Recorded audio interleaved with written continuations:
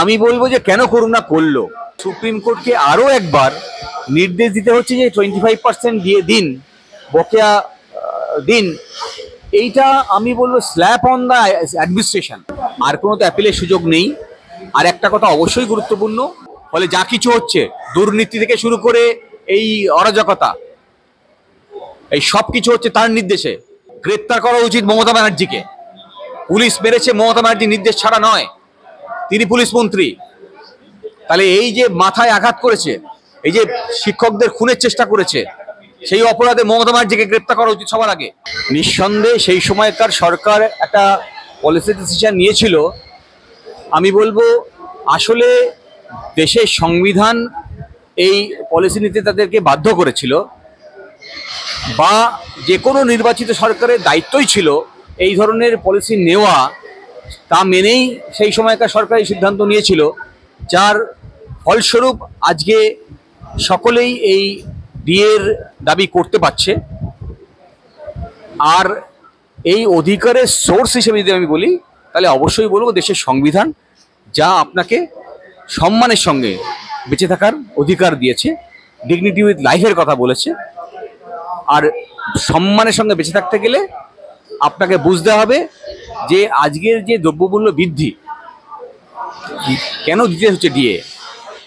বাজারে চাল ডালের দাম, পেট্রোলের দাম, গ্যাসের দাম, দৈনন্দিনকার যা প্রয়োজনীয় দ্রব্য তার যা বৃদ্ধি হচ্ছে, দামের বৃদ্ধি হচ্ছে, তার সঙ্গে যদি সামঞ্জস্যপূর্ণভাবে আপনার রোজগার না বাড়ে, ইনকাম না বাড়ে, তাহলে আপনি সম্মানের সঙ্গে বেঁচে থাকতে পারবেন না। আর সে অধিকার আপনাকে সংবিধান দিয়েছে। আর সে কারণেই দেশের সংবিধান মেনেই সেই সময়কার যে সরকার সেই এই ধরনের পলিসি নিয়েছিল। দেখুন, আদেশ অমান্য করবে সেই জায়গাটা আমি ভাবছি না।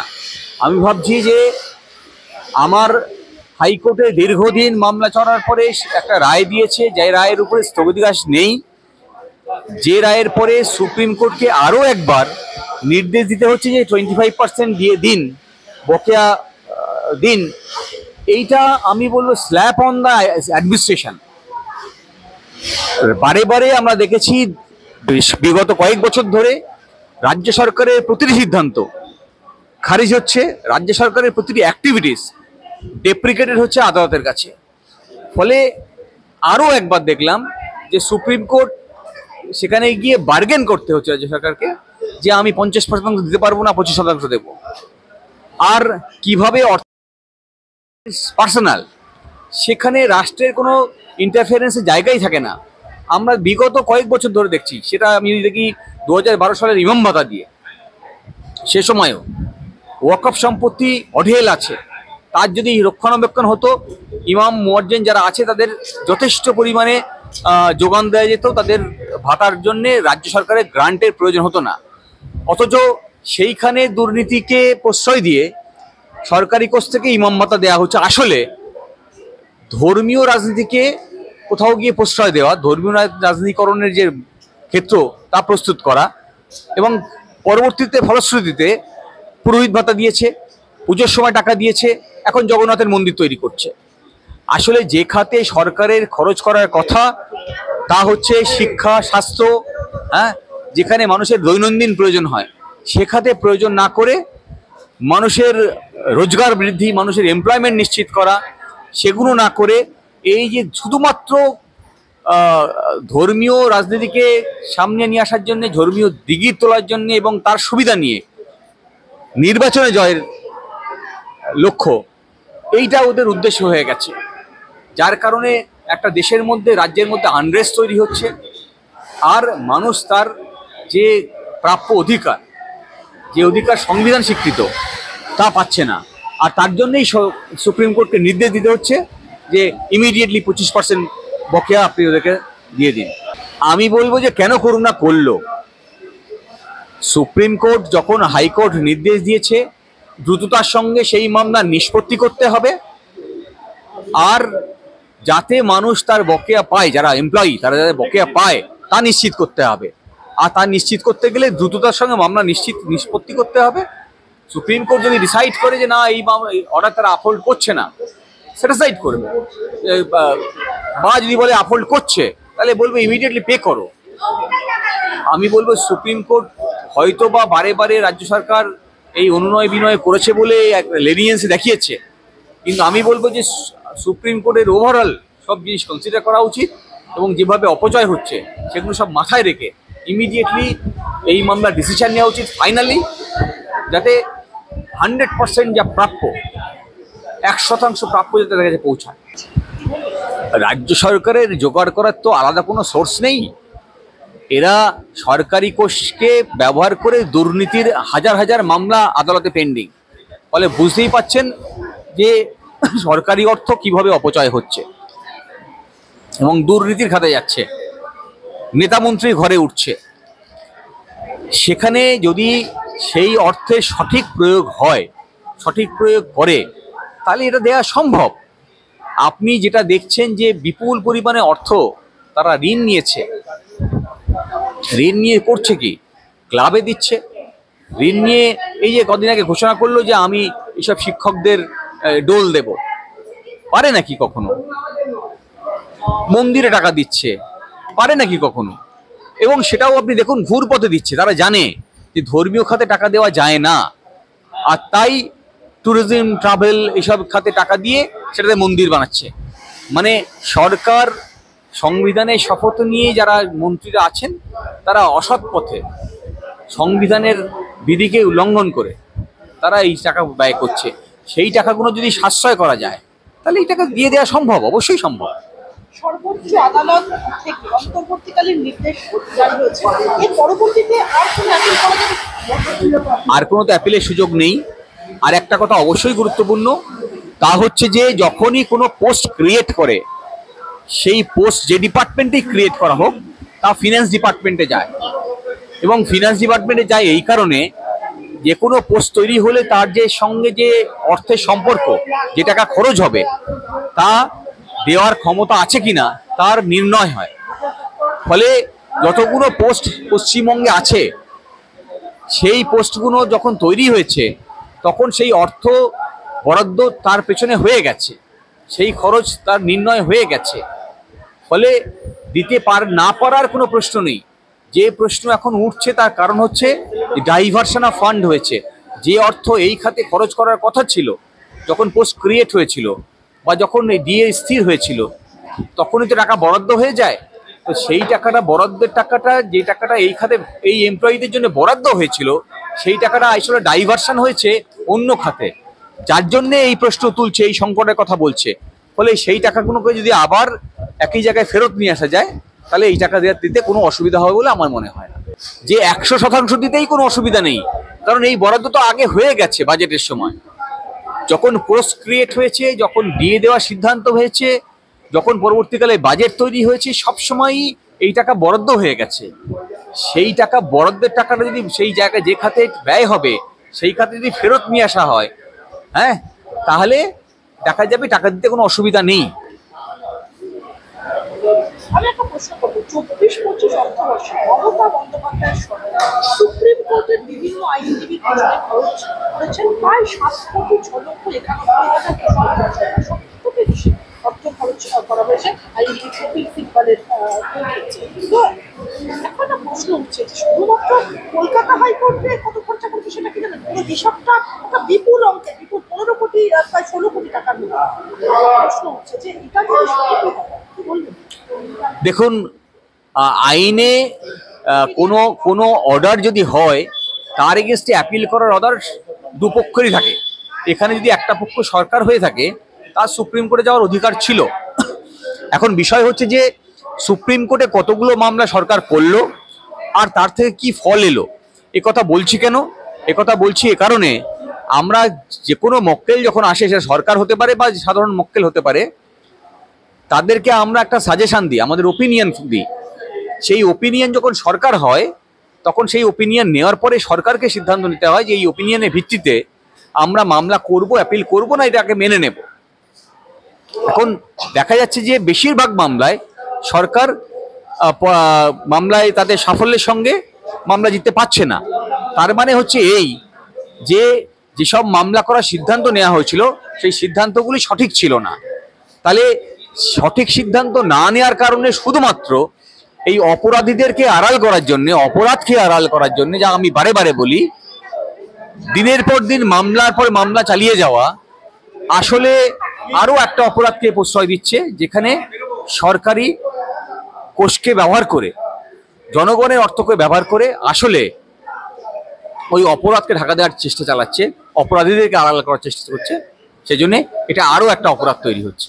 আপনি পুরোটা জানেন না, আমি ওখানে উপস্থিত ছিলাম, আর ওইখানে আমি দেখেছি পুলিশ লাঠি যা মারে এইভাবে, আর আমি দেখেছি পুলিশ যেমনভাবে ছুরি কারোর পেটে ঢুকিয়ে দেয় তেমনভাবে পুলিশ লাঠিটা ঢুকিয়ে দিচ্ছে পেটের মধ্যে। একটা রেলিং আছে, রেলিংয়ে পড়ে গেছে মুখটা উপর করে, তার উপরে পুলিশ লাঠি মারছে। একজন পড়ে গেছে, তার বুকের উপরে বুট দিয়ে লাথি মারছে। আমি বলছি যে পুলিশ এত নৃশংস হতে পারে। একজন খুনির ভূমিকা যদি কেউ হয়, তাহলে সেখানে পুলিশ খুনির ভূমিকায় ছিল। একেবারে নির্দিষ্ট লক্ষ্য নিয়ে পুলিশ অ্যাটেম্প টু মার্ডার করার চেষ্টা করেছে, এবং এই সমস্ত পুলিশের বিরুদ্ধে খুনের চেষ্টার মামলা হওয়া উচিত।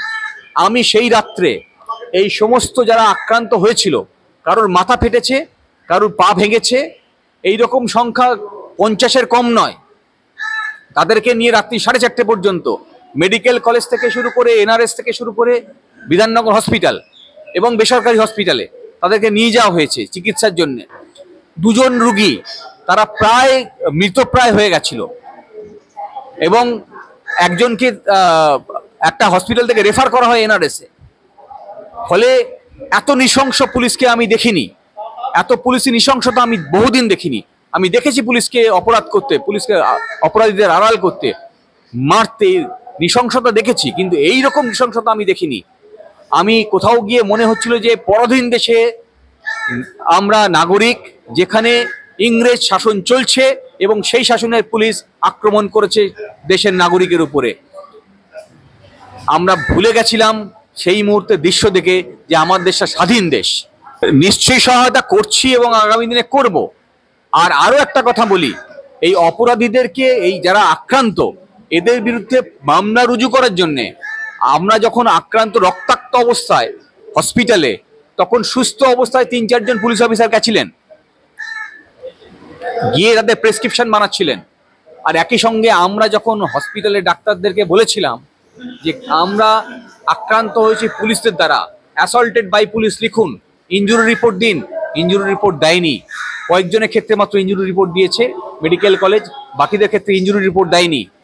ফলে প্রশাসন পুলিশের সঙ্গে একসঙ্গে এই চক্রান্তে সামিল হয়েছে এবং মিথ্যে মামলা রুজু করতে সাহায্য করেছে। যারা যেসব পুলিশ আক্রান্ত হয়নি তাদের ক্ষেত্রেও ইনজুরি লিখেছে, যাতে মামলা রুজু করা যায়, পুলিশ আক্রান্ত দেখানো যায়, মিথ্যে মামলা রুজু করা যায়, আর যারা সত্যি সত্যি আক্রান্ত হয়েছে তাদেরকে ফাঁসানো যায়।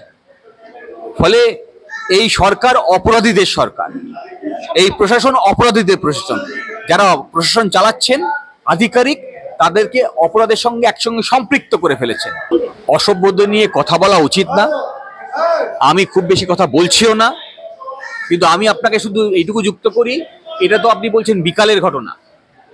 রাত্রি 12টার পর থেকে যেখানে জমায়েত হয়েছে, সেই রেলিংয়ের বাইরে প্রায় 200 লোকের জমায়েত ছিল।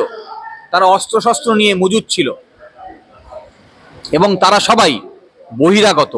তাদেরকে আনা হয়েছিল ভাড়া করে আক্রমণ করার জন্যে। আমরা ইমিডিয়েটলি বিভিন্ন সোশ্যাল মিডিয়ার মাধ্যমে সেটা প্রচার করে দিই। তারপরে তারা ওখান থেকে ধীরে ধীরে অনেক গভীর রাত্রে ওখান থেকে সরে পড়ে। আরও একটা আক্রমণের চক্রান্ত করছিল, এবং এরা পুলিশ দেখছে, তাদেরকে আইডেন্টিফাই করছে তারা কারা, তারপর তাদেরকে বসতে দিয়েছে। আমরা কারা পুলিশ জানতো, কিন্তু ওরা কারা সেটাও পুলিশ জানতো, কিন্তু তাদের কাউকে কিন্তু অ্যারেস্ট করা হয়নি, প্রশ্নও করা হয়নি যে এত রাত্রে এই 200 লোকের জমায়েত কেন এখানে হয়েছে, আপনারা কারা। প্রশাসনের মদতে, এই প্রশাসন যিনি চালাচ্ছেন, এইসব যার নাম টাম করলেন সব্যরাজের অপরাজে, এসব কিছু নয়। মমতা ব্যানার্জির নেতৃত্বের নির্দেশ ছাড়া পশ্চিমবঙ্গে কেউ কিছু করে না। ফলে যা কিছু হচ্ছে, দুর্নীতি থেকে শুরু করে এই অরাজকতা, এই সব কিছু হচ্ছে তার নির্দেশে। হ্যাঁ, এই যে তিনি বললে, এর আগে দেখেছিলাম না, আমাকে বললে আমি 1 মিনিটে সব মিটিয়ে দিতাম, কদিন আগে বলেছিলেন না শিক্ষকদের ক্ষেত্রে। উনি আগে ঘটান ঘটনা, তারপর সান্ত্বনা দিতে যান। ঘটনা ঘটান উনি, ওনার নির্দেশে সব হয়, তারপর উনি দিকে সান্ত্বনা দিতে যান। ফলে এই সব কিছুর মালিক হচ্ছেন উনি। রাজীব কুমারের নাম শুনেছেন? পুলিশ অফিসার, তাকে নিয়ে মমতা ব্যানার্জি কোথায় বসেছিলেন? সেটা কি রাস্তা ছিল? এর আগে মমতা ব্যানার্জি কখনো রাস্তা অবরোধ করে বসেছিলেন? এ তো রাজনৈতিক নেতাদের কথা, আমার বলা উচিত না। ডানকুনি যখন অবরোধ করেছিলেন, কতদিন অবরোধ করেছিলেন? একজন শুনেছি বলেছে যে এখানে যদি পুলিশ এত কটা ঘা দিয়ে মাথা ফাটায়, তাহলে তো ওনার শরীর বেঁচে থাকাই উচিত না, ওনার অনেকদিন আগে মৃত হয়ে যেতেন।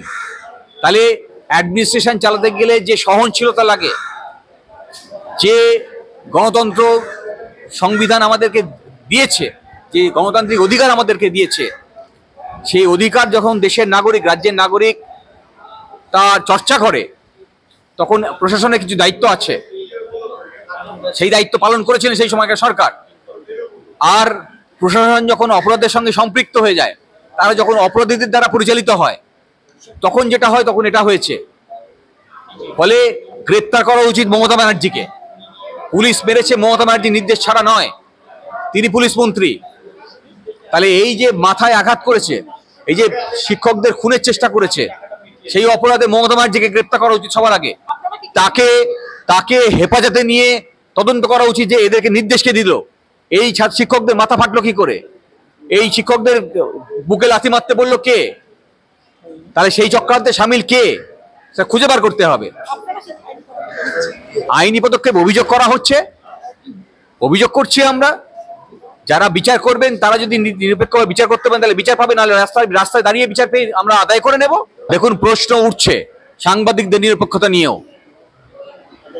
এখন সাংবাদিকরা যদি নিরপেক্ষভাবে যদি খবর পরিচালনা করে, তাহলে দেশের গণতন্ত্র বাঁচবে, দেশের সংবিধান বাঁচবে। এটা সাংবাদিকদেরকেও মনে রাখতে হবে। অবশ্যই আমি ব্যর্থহীন ভাষায় নিন্দা করছি যে কোনো আক্রমণকে, সাংবাদিকের আক্রমণকেও। কিন্তু আজকে সাংবাদিকরা আক্রান্ত হচ্ছে।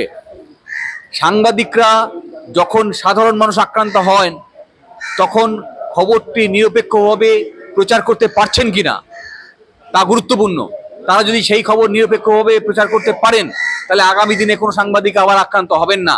এটা ফিরহাদ হাকিম কি বললেন, কোন নেতামন্ত্রী কি বললেন, কিছু এসে যায় না। তাদের ক্ষমতা পিপুলসের ক্ষমতার উপর নির্ভর করে। দে আর পিপুল রিপ্রেজেন্টেটিভ। ফলে আমি বলবো, মানুষকে যখন দেশের গণতন্ত্রের প্রতিটি স্তম্ভ নিয়ে প্রশ্ন উঠছে, তখন দেশের সাধারণ নাগরিককে সচেতন হতে হবে, তাদের অধিকার সম্পর্কে সচেতন হতে হবে। আর অধিকার দাবি করার জন্য রাস্তায় থাকতে হবে। শুধুমাত্র পুলিশ, আদালত বা কোন রকম এই ধরনের সংস্থার উপরে নির্ভর করলে হবে না। রাস্তাই একমাত্র রাস্তা যেখান থেকে আপনি আপনার সংবিধানকে বাঁচাতে পারেন। অনেক ধন্যবাদ আপনাকে। নমস্কার।